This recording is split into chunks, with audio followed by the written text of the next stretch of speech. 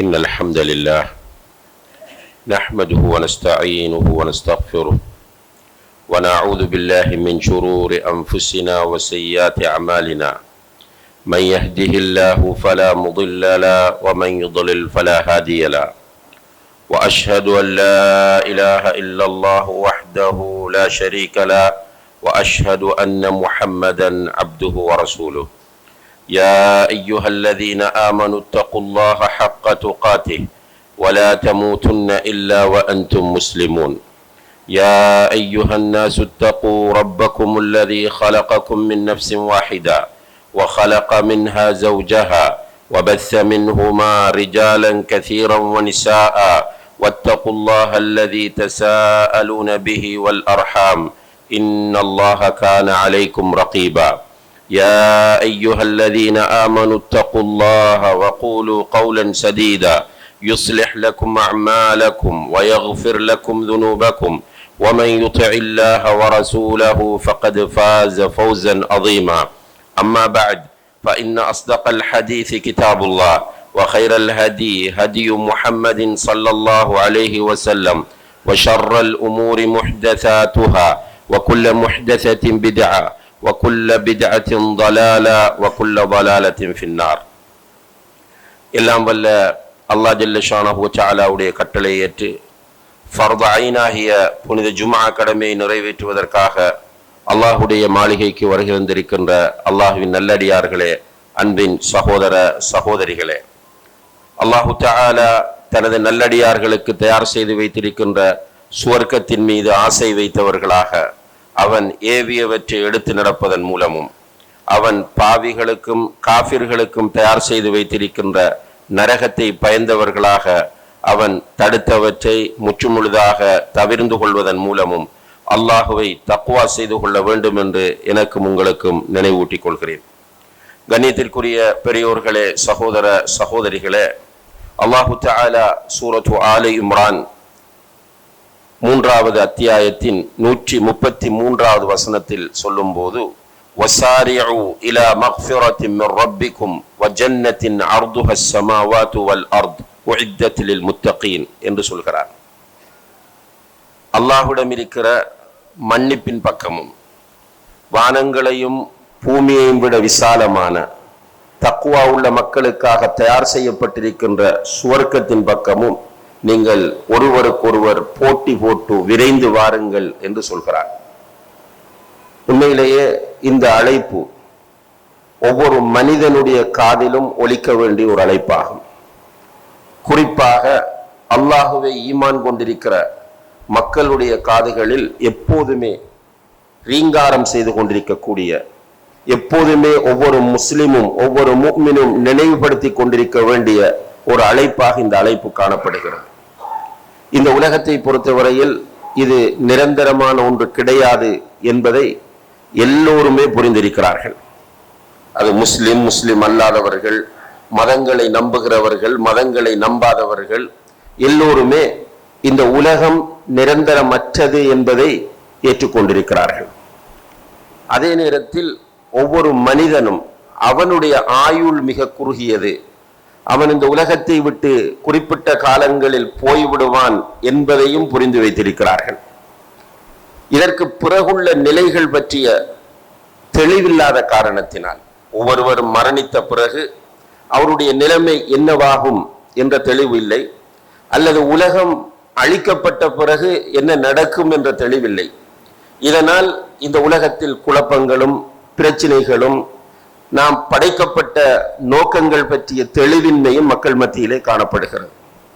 உண்மையிலே நபிகள் நாயகம் ஸல்லல்லாஹு அலைஹி வஸல்லம் அவர்கள் தூதராக வந்து இப்படியான ஒரு மனநிலையில் இருந்த மக்களுக்கு இந்த உலக வாழ்க்கையின் உண்மை நிலையை பற்றி எடுத்துச் சொல்லி இதற்கு பிறகிருக்கிற வாழ்க்கையின் தத்துவங்களையும் அதனுடைய யதார்த்த நிலைகளையும் தெளிவுபடுத்திய பிறகு அந்த மக்களில் சிலர் நபி ஸல்லல்லாஹு அலைஹி வஸல்லம் அவர்கள் சொன்ன செய்திகளை புரிந்து கொண்டார்கள்.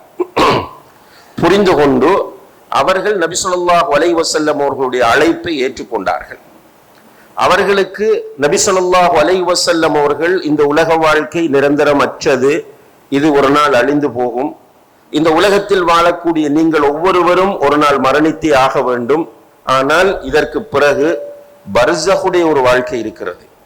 பர்ஸகுடைய வாழ்க்கை என்றால் உலக அழிவுக்கும் உங்களுடைய மௌத்திற்கும் இடையில் இருக்கிற வாழ்க்கை தான் பர்ஸகுடைய வாழ்க்கை.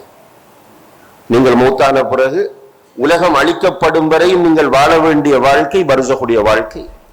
உலகம் அழிக்கப்பட்ட பிறகு மஹ்ஷர் என்கிற ஒரு நிலையில் நீங்கள் எல்லோரும் ஒன்று சேர்க்கப்படுவீர்கள்.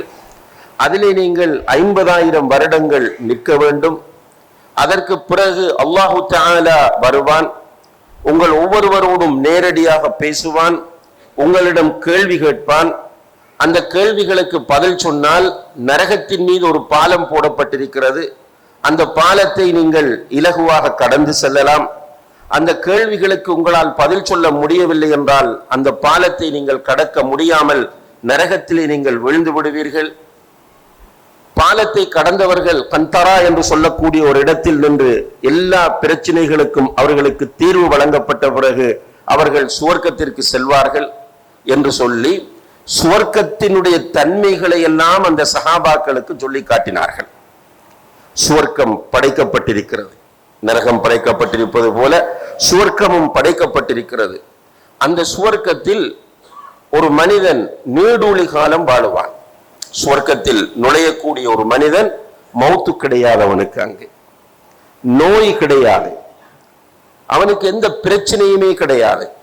சுவர்க்கத்தை பொறுத்தவரையில் இன்பங்கள் நிறைந்த ஒரு இடமாகும்.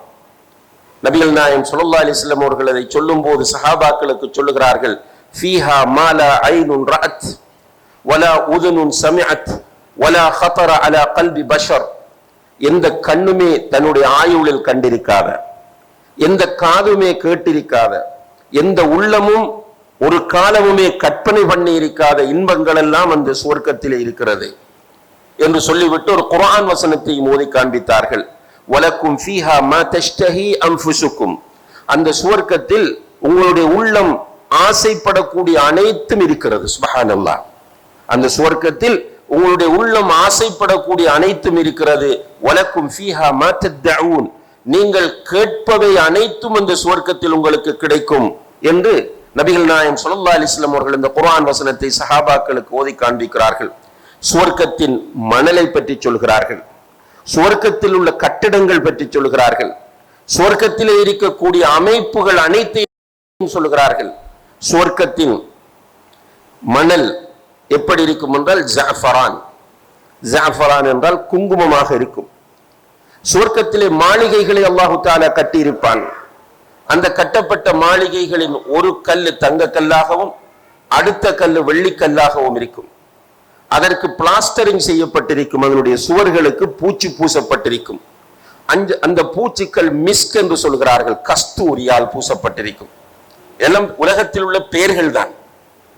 மிஸ்க் என்றால் கஸ்தூரி, ஆனால் உலகத்தில் உள்ள கஸ்தூரி அல்ல. இதுவரைக்கும் நம்மில் பெரும்பாலானவர்கள் யாருக்கும் கஸ்தூரி தெரியாது, கேள்விப்பட்டிருப்போம். ஆனால் சுவர்க்கத்திலே அல்லாஹு தஆலா வைக்கிற அந்த பிளாஸ்டரிங், பூச்சிக்காக பயன்படுத்துகிற கஸ்தூரி என்பது அது தனி ரகமாக இருக்கும். அதே போன்று அந்த சுவர்க்கத்தின் டைல்ஸ் முத்து மரகதங்களாக இருக்கும்.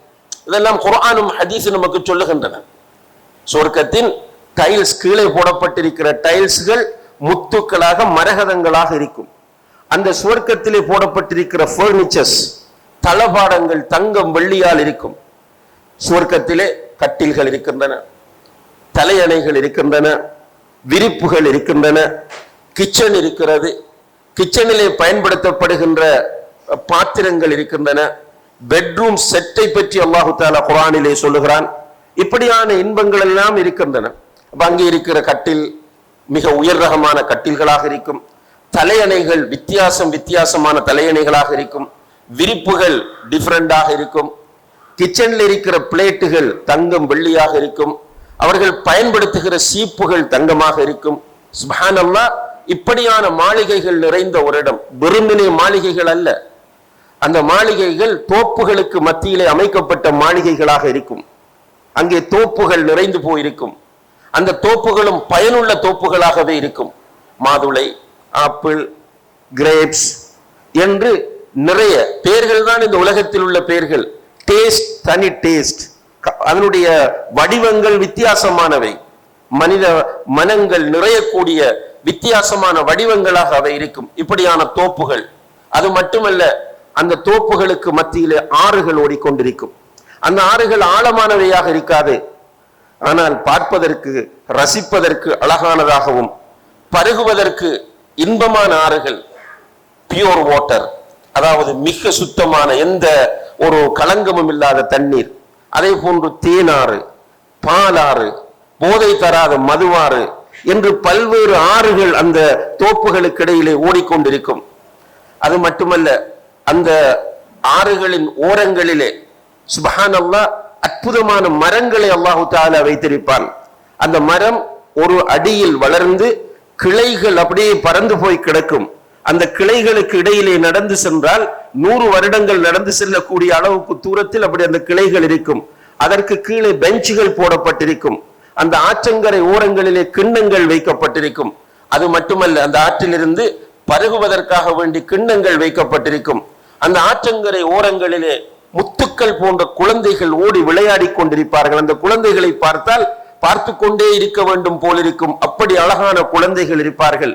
இப்படியான இந்த சுவர்க்கத்தில் அல்லாஹு தஆலா சந்தைகளையும் வைத்திருக்கிறான். சுப்ஹானல்லாஹ்.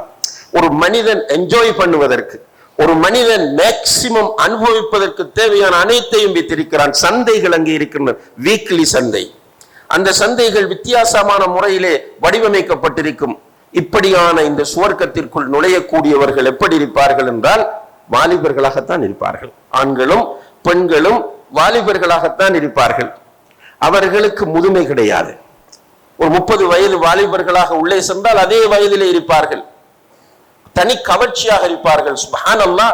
ரசூல் ஸல்லல்லாஹு அலைஹி வஸல்லம் அவர்கள் சொல்லுகிறார்கள், சுவர்க்கத்திற்குள் நுழையக்கூடிய ஃபர்ஸ்ட் டீம், முதலாவது குரூப் சந்திரனை போன்று பிரகாசமாக இருப்பார்கள். அதற்கு அடுத்ததாக நட்சத்திரத்தை போன்று பிரகாசமாக இருப்பார்கள். இப்படி அவர்களுடைய பிரகாசம், அவர்களை பார்த்தால் பளிச்சென்று பிரகாசமாகவே இருக்கும். அப்படி அழகு அவர்கள். ஆண்களும் தான் பெண்களும் தான் தனி அழகு. சுவர்க்கத்தில் தனியாக ஹூருன் ஐன் என்ற பெண்களை அல்லாஹ் வைத்திருக்கிறான். அவர்களுடைய கவர்ச்சியை போலதான் இந்த உலகத்தில் இருந்து நன்மைகள் செய்து உள்ளே செல்லக்கூடிய சூரத்து பெண்களும் இருப்பார்கள்.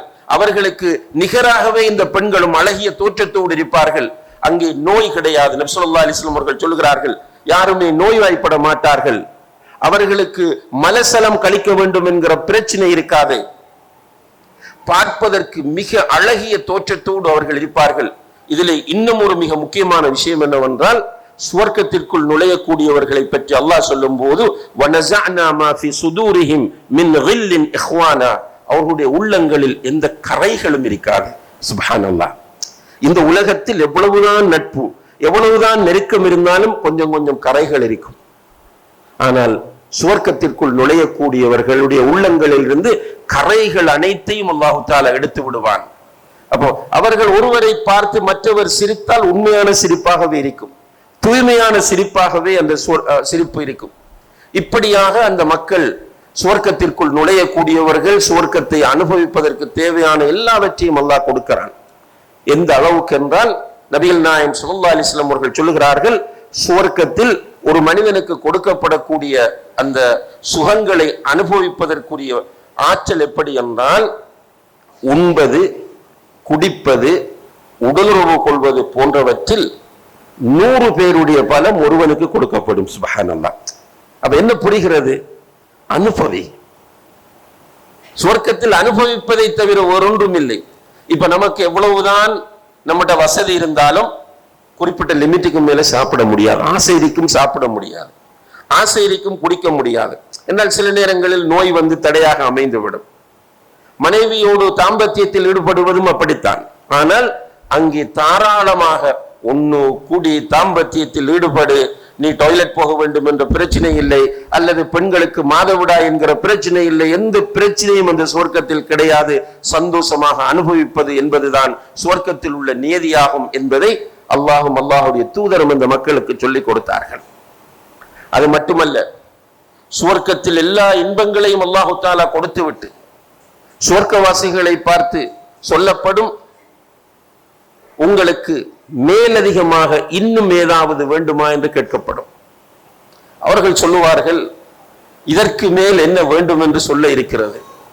எல்லாமே மேக்சிமமாக கிடைத்துக் கொண்டிருக்கும் போது இன்னும் ஏதாவது வேண்டுமா என்று கேட்டால் நாங்கள் என்ன சொல்வது என்று சொர்க்கவாசிகள் சொல்லும் போது அவர்களுக்கு சொல்லப்படும், இன்னலக்கும் மௌஇதன் யுரீது அன் யுன்ஜிஸகுமு, உங்களுக்கு அல்லாஹ் அளித்த ஒரு வாக்குறுதி இருக்கிறது, அதை அவன் இப்போது நிறைவேற்றப் போகிறான் என்று சொல்லப்படும் போது சொர்க்கவாசிகளுக்கும் அல்லாஹுக்கும் இடையில் உள்ள திரை நீக்கப்படும். அப்போது சொர்க்கவாசிகள் அல்லாஹுவை பார்ப்பார்கள். அப்போது சொர்க்கத்தில் அவர்கள் அனுபவித்த அனைத்து இன்பங்களையும் விட அல்லாஹுவை பார்ப்பதுதான் அவர்களுக்கு மகிழ்ச்சியானதாகவும் இன்பமானதாகவும் இருக்கும் என்று நபிகள் நாயகம் ஸல்லல்லாஹு அலைஹி வஸல்லம் அவர்கள் சொல்கிறார்கள். இந்த பாக்கியத்தை அல்லாஹு தஆலா நம் எல்லோருக்கும் நசீபாக்க வேண்டும். இப்படி சொர்க்கத்தை பற்றி அல்லாஹுடைய தூதர் சஹாபாக்களுக்கு சொன்ன செய்திகளை அந்த சஹாபாக்கள் ஈமான் கொண்டதனால் சொர்க்கத்தை நோக்கி விரைந்து வந்தார்கள். சும்மா ஜஸ்ட் ஒரு சின்ன அழைப்பு விடுத்தால் போதும், போட்டி போட்டுக் கொண்டு நின்றார்கள். இப்படி செய்தால் உங்களுக்கு சுவர்க்கம் கிடைக்கும் என்று அல்லாஹுடைய தூதர் சொன்னால் போதும், அந்த சஹாபாக்கள் எல்லாவற்றையும் இழக்க தயாரானார்கள். இதை செய்தால் சுவர்க்கம் கிடைக்கும், அது என்னது? உன்னுடைய உயிரை கொடுக்க வேண்டும், உயிரை கொடுக்க ரெடியானார்கள். இதை செய்தால் சுவர்க்கம் கிடைக்கும், என்னது? உன்னுடைய குடும்பத்தை நீ துறக்க வேண்டும், துறந்தார்கள். இதை செய்தால் உனக்கு சுவர்க்கம் கிடைக்கும், என்னது? போராட வேண்டும், போராடினார்கள். இதை செய்தால் உனக்கு சுவர்க்கம் கிடைக்கும், என்னது? தர்மம் செய் என்று சொன்னார்கள், செய்தார்கள். இப்படி சஹாபாக்கள் ஒவ்வொரு விஷயத்திலும் சுவர்க்கம் என்கிற அழைப்பு அவர்களுடைய காதில் விழுந்து விட்டால் போட்டி போட்டு விரைந்து கொண்டிருந்தார்கள். எனவே கண்ணியத்திற்குரிய சகோதர சகோதரிகளே, இந்த சுவர்க்கம் உண்மை என்று நாம் ஈமான் கொண்டால், இந்த சுவர்க்கத்தில் உள்ள இன்பங்கள் எல்லாம் நிச்சயமாக உண்மையானது என்பதை நாம் புரிந்து ஈமான் கொண்டால் நிச்சயமாக நாமும் சுவர்க்கத்தை நோக்கி விரைந்து செல்லலாம். சுவர்க்கத்தை ஈமான் கொள்ளுகிறோம், சுவர்க்கத்தின் மீது ஆசைப்படுகிறோம், அல்லாஹ்விடத்தில் சுவர்க்கத்தை கேட்கிறோம் என்றால் மட்டும் சுவர்க்கம் கிடையாது. மாறாக சில கண்டிஷன்ஸ் இருக்கின்றன. சுவர்க்கம் போக வேண்டும் என்றால் பிரதானமான சில கண்டிஷன்கள் இருக்கின்றன. அதுல முதலாவது கண்டிஷன் என்னவென்றால் அல்லாஹுக்கு இணை வைக்க கூடாது, ஷிர்க் செய்து விடக்கூடாது. அல்லாஹுடைய படைப்புகள், அது மலக்குகளாக இருக்கலாம், ரசூல்மார்களாக இருக்கலாம், நபிமார்களாக இருக்கலாம், சஹாபாக்களாக இருக்கலாம், அதற்கு பிறகு வந்த இமாம்களாக இருக்கலாம், சாலிஹீன்களாக இருக்கலாம், ஷுஹதாக்களாக இருக்கலாம். எல்லோரும் யார் என்றால் அல்லாஹுடைய படைப்புகள் தான். அல்லாஹுடைய படைப்புகளை எக்காரணம் கொண்டும் அல்லாஹுடைய அந்தஸ்திற்கு கொண்டு போய்விடக் கூடாது, அல்லாஹ் பொறுக்க மாட்டான். அதனால் தான் அல்லாஹ் சொல்லுகிறான், இன்னஹு மன் யுஷ்ரிக் பில்லாஹ் ஃபக்கத் ஹர்ரமல்லாஹு அலைஹில் ஜன்னah. யார் அல்லாஹ்வுக்கு இணை வைக்கிறாரோ நிச்சயமாக அல்லாஹ் அவருக்கு சுவர்க்கத்தை ஹராமாக்கி விட்டான். நஊது பில்லாஹ். யார் அல்லாஹ்வுக்கு இணை வைக்கிறாரோ அவருக்கு அல்லாஹ் சுவர்க்கத்தை ஹராமாக்கி விட்டான். வமஅவாஹுன் நார், அவர் ஒதுங்கும் இடம் நரகமாகும். வமா லிஸ்ஸாலிமீன மின் அன்சார், ஷிர்க் செய்து அநியாயம் இழைக்கக்கூடியவர்களுக்கு உதவி செய்வதற்கு யாரும் வரமாட்டார்கள், அவங்களுக்கு ஷஃபாத்தும் கிடைக்காது. ஏனைய பாவங்களை செய்துவிட்டு போகிறவர்களுக்கு அல்லாஹுடைய தூதருடைய ஷஃபாத் கிடைக்கலாம், அல்லாஹ் நசீபாக்க வேண்டும். ஆனால் ஷிர்க் செய்கிறவருக்கு அல்லாஹுடைய தூதர் ஷஃபாத்தும் செய்ய மாட்டார்கள், யாரும் உதவி செய்யவும் வரமாட்டார்கள். அப்ப முதல் கண்டிஷன் என்ன? அல்லாஹுக்கு இணை வைக்க கூடாது, தூய்மையான தௌஹீதோடு வாழ வேண்டும். அதே நேரத்தில் ரசூல் ஸல்லல்லாஹு அலைஹி வஸல்லம் அவர்கள் சொன்னார்கள், குல்லு உம்மதி யதுகுலூனல் ஜன்னத இல்லா மன் அபா, என்னுடைய சமுதாயத்தில் எல்லோரும் சுவர்க்கம் செல்லுவார்கள் மறுக்கிறவர்களை தவிர என்றார்கள்.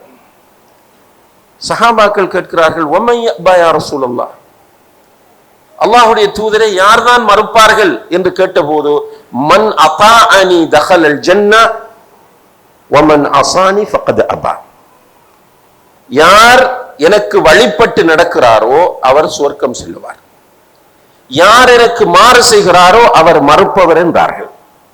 அப்ப இரண்டாவது கண்டிஷன் என்ன? அல்லாஹுக்கு இணை வைக்க கூடாது என்பது முதலாவது கண்டிஷன். இரண்டாவது கண்டிஷன், அல்லாஹுடைய தூதருக்கு வழிபட வேண்டும். நபிகள் நாயகம் ஸல்லல்லாஹு அலைஹி வஸல்லம் அவர்கள் அல்லாஹ்வுடைய இறுதி தூதர் என்று ஏற்றுக்கொண்டு விட்டால் அவருடைய சுன்னாவை மதிக்க வேண்டும், அவருடைய ஹதீஸை கண்ணியப்படுத்த வேண்டும். நாம் எல்லோரும் எடுத்திருக்கிற முடிவுக்கு மாற்றமாக அல்லாஹ்வுடைய தூதருடைய முடிவு வந்தால் அந்த முடிவை நான் ஏற்றுக்கொள்வேன் என்று யாருடைய மனங்கள் எல்லாம் சொல்லுகிறதோ அவர்கள் அல்லாஹ்வுடைய தூதரை வழிபடக்கூடியவர்கள், மதிக்கக்கூடியவர்கள். அப்படி மதிப்பு வர வேண்டும். இன்றைக்கு நம்முடைய கவலையான நிலைமை என்னவென்று கேட்டால், நாம் சில விஷயங்களுக்கு பழக்கப்பட்டிருப்போம், பரம்பரையாக பழக்கப்பட்டிருப்போம். அதற்கு மாற்றமாக அல்லாஹ்வுடைய தூதரின் சுன்னா தெரியும். ஆனால் நாம் பழக்கப்பட்டதற்கு மாற்றமாக, நாம் காலாகாலமாக செய்து வருவதற்கு மாற்றமாக இது இருக்கிறது என்று சொல்லி சுன்னாவை நிராகரிக்கிறார்கள். அல்லாஹ் பாதுகாக்க வேண்டும். இவர்களால் சொர்க்கம் போக முடியாமல் போய்விடும். அல்லாஹ் காப்பாற்ற வேண்டும். எனவே இந்த ரெண்டு கண்டிஷனும் மிக பிரதானமான கண்டிஷன்கள். ஒன்று என்ன?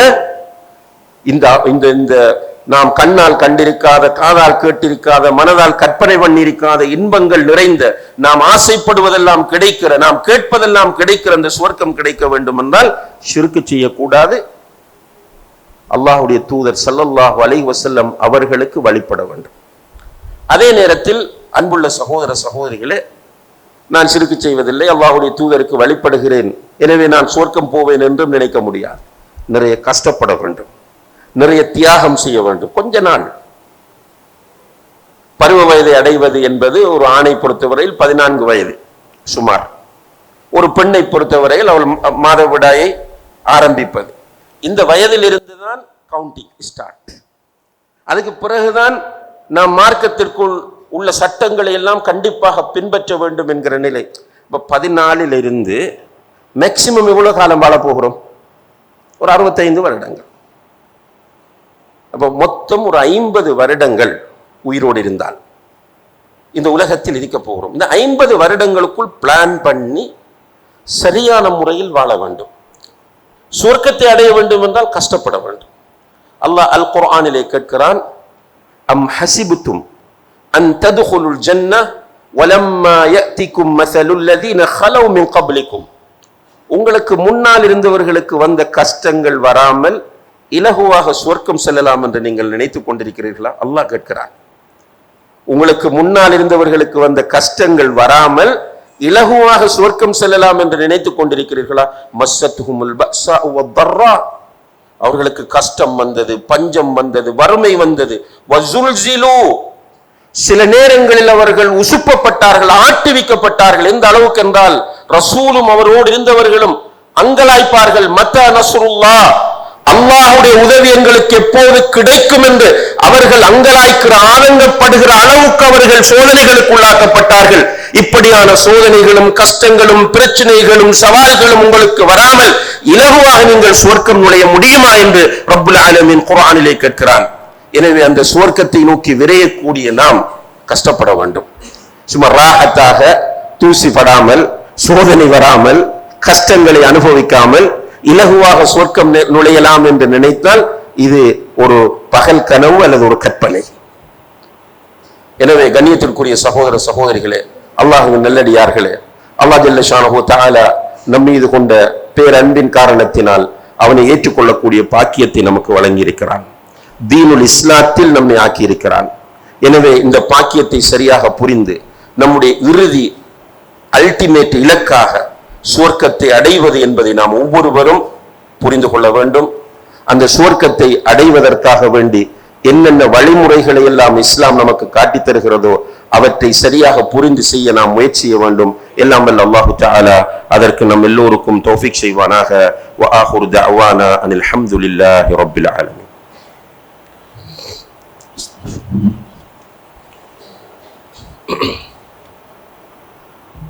الحمد لله رب العالمين والعاقبة للمتقين ولا عدوان إلا على الظالمين والصلاة والسلام على أشرف الأنبياء والمرسلين وعلى آله وأصحابه أجمعين أما بعد.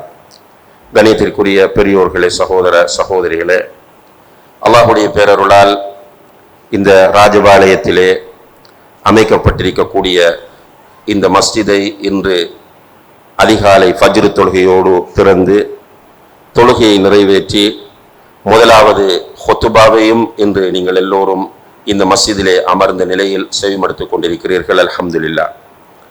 ஒரு சமுதாயத்தில், குறிப்பாக முஸ்லிம் சமுதாயத்தை பொறுத்தவரையில் அந்த சமுதாயத்தின் கேந்திர முக்கியத்துவம் வாய்ந்த நிலையமாக, அதாவது மிக முக்கியமான மெயின் சென்டராக காணப்பட வேண்டியது மஸ்ஜிதாகும். அதனால்தான் நபிகள் நாயகம் ஸல்லல்லாஹு அலைஹி வஸல்லம் அவர்கள் மதீனாவுக்கு ஹிஜ்ரத் வரும்போது முதலிலே குபாவில் வைத்து மஸ்ஜிது குபாவை கட்டினார்கள். அப்படியே மதீனாவுக்கு வந்ததும் முதலாவதாக அவர்கள் செய்த வேலை என்ன? தன்னுடைய ஒட்டகம் போய் எந்த இடத்தில் படுத்ததோ அந்த நிலத்தை அவர்கள் சூஸ் பண்ணி விலை கொடுத்து வாங்கி அந்த இடத்திலே அவர்களும் நேரடியாக நின்று கல்லு தூக்கி மண் வெட்டி அவர்கள் மஸ்ஜிது நபவியை அமைத்தார்கள். அந்த மஸ்ஜிது நபவியை தான் மதீனாவிலே பார்லிமெண்டாக ரசூல் ஸல்லல்லாஹு அலைஹி வஸல்லம் அவர்கள் பிரகடனப்படுத்தினார்கள். அதுதான் பாராளுமன்றம், அதுதான் சட்டசபை, அதுதான் நீதிமன்றம், அதுதான் பல்கலைக்கழகம், அதுதான் தர்பியா சென்டர், அதுதான் பஞ்சாயத்துகளை பார்க்கிற இடம் என்று எல்லா சமூக பிரச்சனைகளுக்கும் தீர்வு வழங்குகின்ற இடமாக மஸ்ஜிது நபவியை நபி ஸல்லல்லாஹு அலைஹி வஸல்லம் அவர்கள் ஆக்கினார்கள். ஒரு சமுதாயத்தில் மஸ்ஜித் என்பது மிக பிரதானமானதாகும். அதனால் தான் அல்லாஹ்வுடைய தூதர் சொன்னார்கள், மன் பனா லில்லாஹி மஸ்ஜிதன், யார் ஒருவர் அல்லாஹ்வுக்காக ஒரு பள்ளியை கட்டுகிறாரோ, அதுல மேலதிக தகவல் ஒன்றை சொல்கிறார்கள், ஒரு புறா தங்குகிற அளவுக்கு சிறியதாக இருந்தாலும் சரியே அவருக்கு சுவர்க்கத்தில் ஒரு வீட்டை அல்லாஹ் கட்டுகிறார். அல்லாஹ் அக்பர். இவ்வளவு ஒரு பெரிய நன்மையை இதற்கு சொல்ல காரணம், பள்ளிவாசல் கட்டுவதில் மக்கள் கூடுதல் கவனம் செலுத்த வேண்டும். பெரும்பாலுமே நம்முடைய சமுதாயத்தில் 100% யார் பள்ளியை கட்டி கொடுத்தாலும், ஒருவர் தன்னுடைய சொந்த பணத்தில் பள்ளியை கட்டி கொடுத்தாலும் அதை வக்ஃப் செய்து விடுவார். என்னுடைய பள்ளி என்று யாரும் சொல்வதில்லை. நான் வாங்கிய நிலம், நான் வாங்கி கொடுத்த நிலம், நான் பணம் கொடுத்து கட்டிய பள்ளி, எனவே என்னுடைய பள்ளி, என்னுடைய தந்தையின் பள்ளி என்று யாரும் சொல்வதில்லை. பள்ளி வாசல் கட்டப்பட்டால் அது வக்ஃப் செய்யப்படும். ஏனென்றால் வஅன்னல் மஸாஜித லில்லாஹ், பள்ளி வாசல்கள் அல்லாஹுக்கு சொந்தமானவை. இந்த மைண்ட் செட், இந்த நம்பிக்கை பள்ளி வாசலோடு தொடர்புள்ள அனைவருக்கும் இருக்க வேண்டும். அல்லாஹ்வுடைய வீடு இது. அல்லாஹ்வுடைய வீடு என்பதை சரியாக ரியலைஸ் பண்ணினால் இதை கட்டுவதற்கும் பராமரிப்பதற்கும் போட்டி போடும். நமக்கு இந்த பள்ளிவாசலை கட்டி ஓரளவு பூரணப்படுத்தி திறக்கிறோம் என்கிற நேரத்தில் ஏற்படுகிற மகிழ்ச்சி என்பது என்ன மகிழ்ச்சி என்றால், நான் சாதித்து விட்டேன் என்கிற மகிழ்ச்சி அல்ல. அந்த மகிழ்ச்சிக்கு பின்னால் இருக்கிற தத்துவம் என்னவென்றால், இந்த பிரபஞ்சத்தை படைத்த ரப்புல் ஆலமீனுக்காக ஒரு பள்ளிவாசலை இந்த ஊரில் கட்டுவதற்கு நானும் ஒரு பங்காளியாக ஆகிவிட்டேனே, அதற்கு என்னுடைய ரப் எனக்கு தௌஃபீக் செய்து விட்டானே என்கிற அந்த சிந்தனை நம்முடைய மனதில் வரும்போது அந்த ஆனந்த கண்ணீரும் அந்த மகிழ்ச்சியும் நமக்கு வர வேண்டும். அந்த ரப் நம்மை பார்த்து மகிழ்ச்சி அடைவான், நம்மை பொருந்திக் கொள்வான், நம்மீது இரக்கம் காட்டுவான். அந்த ரப் நம்மை நேசிப்பான். எனக்காக வேண்டி என்னுடைய அடியான் இரவு பகலாக பாடுபட்டு கஷ்டப்பட்டு ஊர் ஊராக அலைந்து ஒவ்வொரு வீடு வீடாக சென்று சதகா கேட்டு தர்மங்களை சேகரித்து என்னை சுஜூது செய்வதற்காக, எனக்கு ருக்கு செய்வதற்காக, என்னிடம் துஆ கேட்பதற்காக, என்னை தொழுவதற்காக, என்னுடைய மார்க்கத்தை போதிப்பதற்காக ஒரு பள்ளிவாசலை கட்டியிருக்கிறானே என்று நிச்சயமாக அல்லாஹ் தஆலா அந்த அடியானை பற்றி மகிழ்ச்சி அடைவான். இதில் யாரெல்லாம் பங்கெடுத்திருக்கிறார்களோ நிச்சயமாக அவர்கள் அனைவரும் பாக்கியசாலிகள். ஒரு ரூஃபா, ஒரு கல்லு, சில நேரங்களில் ஒரு ஆலோசனை என்கிற அடிப்படையிலேனும் யாராவது ஒருவர் இதில் பங்கெடுத்திருந்தால் நிச்சயமாக ஒரு பாக்கியசாலி.